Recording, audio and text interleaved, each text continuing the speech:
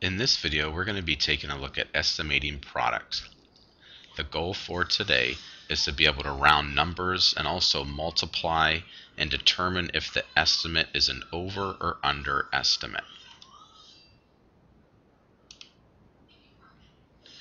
Now it's important to write this down in your notes. An overestimate is when you only round factors to larger numbers, and an underestimate is when you only round factors to smaller numbers. And what I mean by factors, those are the two numbers that you multiply, or the three numbers, or whatever. Those are the numbers that you multiply. So sometimes we will not be able to determine an over or underestimate. Now let's take, for example, if we have the multiplication problem of 87 times 28 times 4, okay, that you can see that the 87 and the 28 are rounded to larger numbers, so that means 10,800 would be considered an overestimate. In other words, it's going to be over the exact answer, and we know that because we made two numbers larger. An underestimate is if we have numbers in our multiplication problem and we're estimating, we're rounding, and we make both numbers smaller. You can see the 12 and the 42 are both rounded to smaller numbers, so this would be considered an underestimate. Now if we were to make, let's say for example, the 12 larger and the 42 smaller, we would not be able to determine whether if it's an overestimate or an underestimate.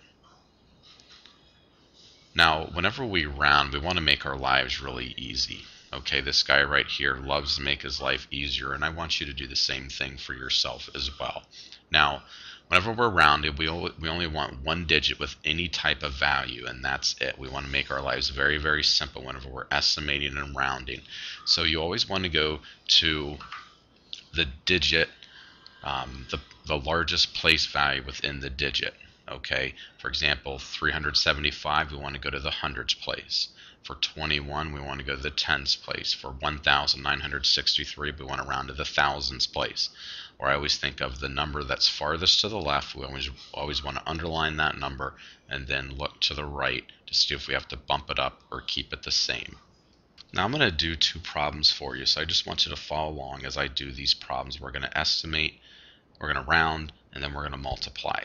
Okay, so the first thing we always want to do is write down the problem in our math journal. So we have number 1, 56 times 31. So I'm going to write that out. So 56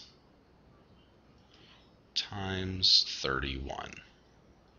Okay, now what I want to do is go to the number that's farthest to the left, which is my 5. So I'm going to round up 56.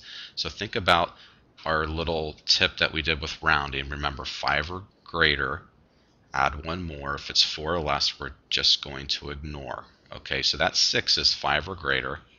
Look to the number to the right, we can circle that. It's 5 or greater, so we're going to add 1 to my 5, making it a 6. We're going to change that 6 now to a 0. Now we're going to look at the second factor. Underline that digit, 5 or greater, add one more. 4 or less, we're just going to ignore. Okay, so that's 4 or less, we're going to ignore it.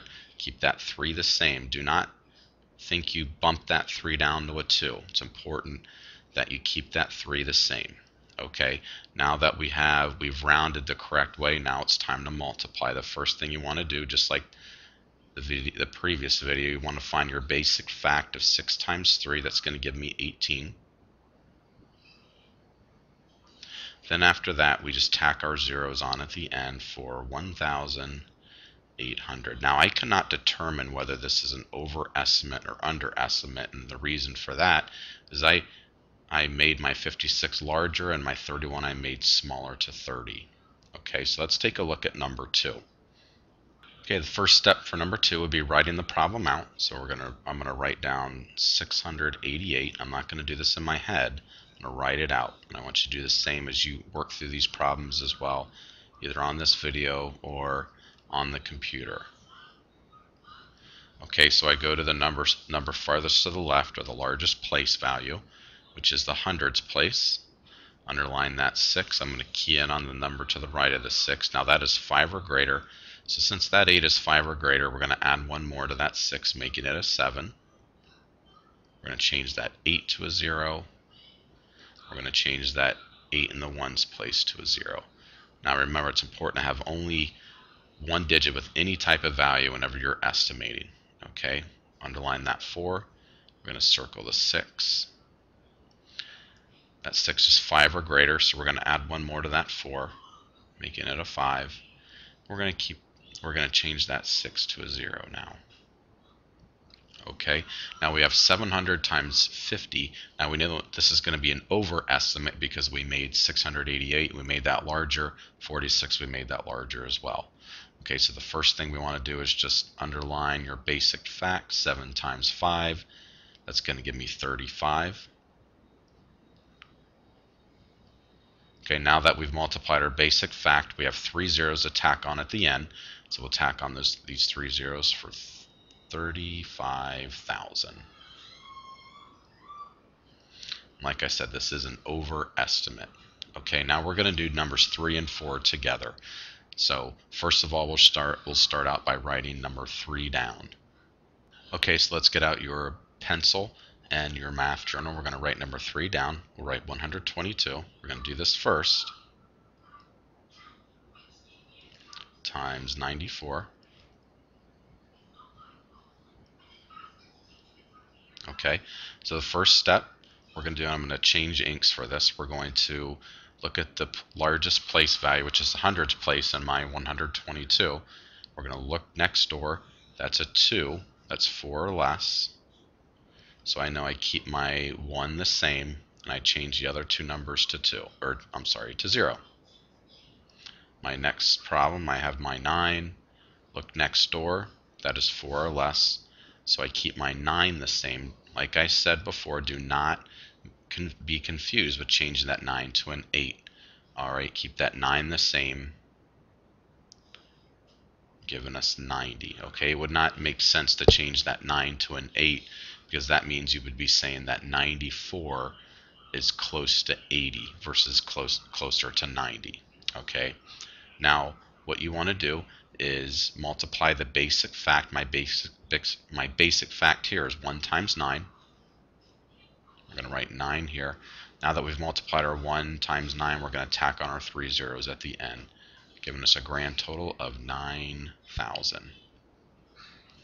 Now that would be considered an underestimate because we made both factors less than their original value. So that would be considered an underestimate. In other words, 9,000 is less than the exact answer of 122 times 94.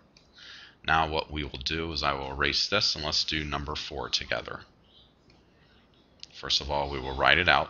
44 times 42.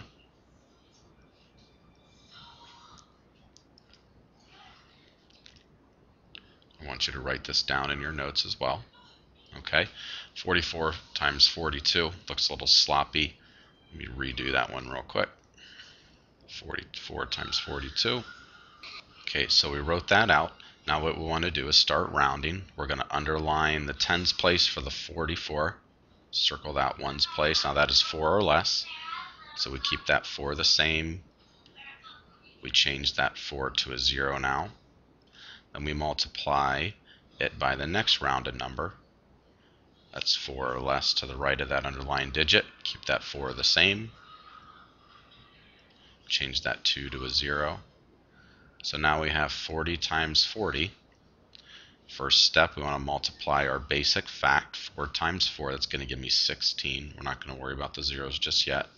So 16. Now we have 2 zeros to tack on at the end for 1,600 for the answer. Okay, we know this is an underestimate. And the reason why we know that because we made the 44 and the 42 less than the original number. Okay, changing it to 40 and 40 for 1,600. Now what I want you to do is get out your math journal. Again, we should probably already have that out, but I want you to pause the video. I want you to do numbers 5 and 6. I want you to determine whether they're an over or under estimate. So I want you to pause the video now, then I'll have the answers for you. So pause the video now. Okay, so here are the 2 answers for the problems, numbers 5 and 6. You can see number 5 is an overestimate. We made both numbers larger than their original value. Okay, so for number 5, we had a total of 15,000. for our answer. And like I said, that's an overestimate. And then for number 6, you can't tell whether it's overestimate or underestimate because we made one number, the 37, larger, and 47 we made smaller. However, the answer for that is 1,600. Okay, so this is how you estimate products. And please, if you have any questions about this video, feel free to rewind it and watch it over again. And also, please come and see me if you have any questions.